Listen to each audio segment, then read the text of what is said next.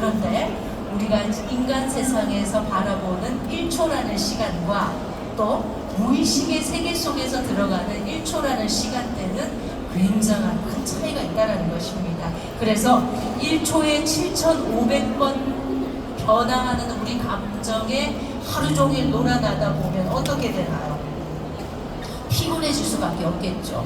그리고 그 뭔가 마음에 따라서 보이지 않기 때문에 우리 호르몬이 보이는 것도 아니고 세포가 보이는 건 아니잖아요.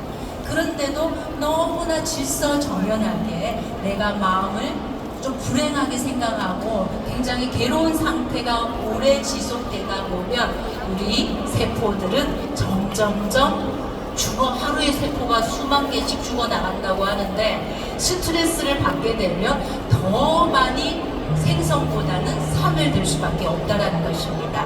여러분들 그 학창 시절에 생물 시간에 혹시 세포의 모양을 공부해 보신 적 있으시죠?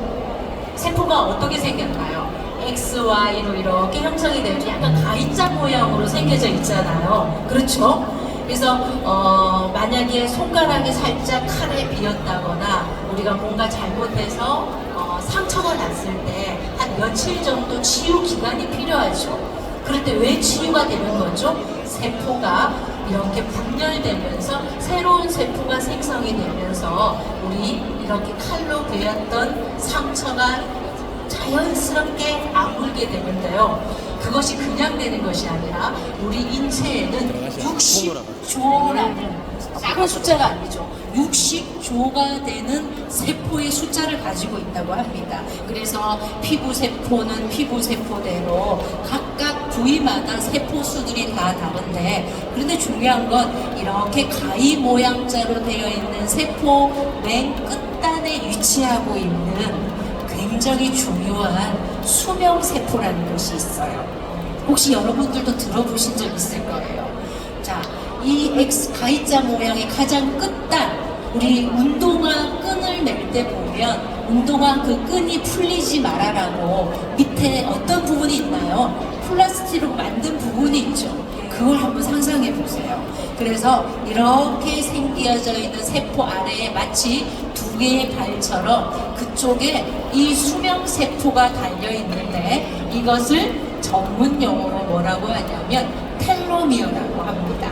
그래서 텔로미어라는 것은 텔로스라는 그리스어에서 발생을 했는데, 텔로스라는 것은 끝단이라는 마지막 부분이다라는 의미를 가지고 있고요. 그리고 메로스라는 것은 어떤 특정 부위를 말씀을 하는 이 텔로미어를 합성어가 되어서 어떤 건가요? 가장 중심이 되는 것, 가장 중심이 되는 부위에 있는 것의 가장 끝부분이다라고 해서 텔로미어는 수명세포 중에 가장 중요한 위치에 있다는 겁니다. 그러면 이 수명세포인 텔로미어가 점점 세포가 분열되고 다시 생성되고 다시 사멸되고 수없이 많은 그런 과정을 거치겠죠. 근데 여러분들이 좋은 말을 듣고 어떤 좋은 행위를 하고 우리가 누군가를 위해서 봉사하고 나눔을 하고 누군가를 위해서 기도할 때는 이 세포들이 행복하게 분열, 생성, 사멸이 되는 반면에 우리가 누군가를 위해서 험담을 하고 누군가로 인해 스트레스를 받기도 하고 또 누군가 때문에 가슴이 아프고 힘들어질 때는 이 텔로미어라는 그 수명세포가 점점 줄어든다는 거예요. 그런데 반대로 우리 진시황이 아마 이 강의를 들었으면 깜짝 놀랄 거예요. 불루초를 찾아다녔지 않습니까? 그렇죠? 영원한 삶을 꿈꿨기 때문에 진시황이. 그런데 그때는 텔로미어를 아마 알지 못했을 것 같습니다. 그렇죠? 근데 이 텔로미어가 그러면 우리가 점점점 생로병사가 분명히 존재하는 것이라서 시간에 따라 점점 세포도 늙어가고 또 생성이 조금 되는 반면에 사멸은 굉장히 많이 되기 때문에 없어지는 거 아니겠습니까? 라고 다 모든 분들이 생각하고 계실 거예요. 아닙니다. 점점점 늘어나게도 할 수 있다는 거예요. 무엇을 통해서?